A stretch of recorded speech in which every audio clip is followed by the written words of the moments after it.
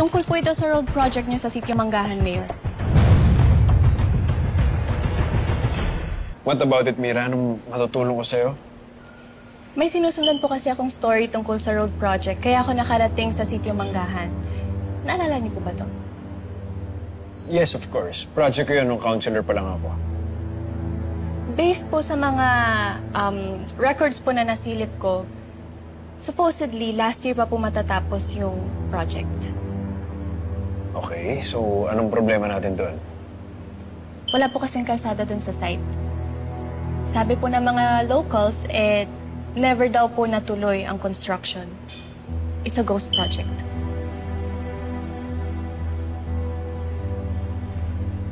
Seryoso ka ba dito, Mira?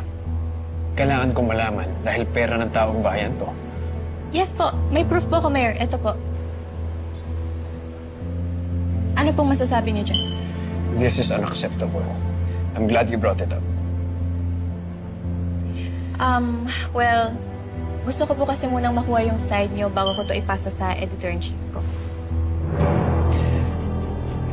Well, Mira, that's good journalism.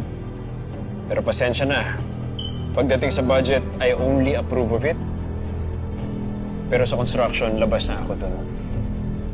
Pero don't worry. I'll get to the bottom of it. And someone has to pay.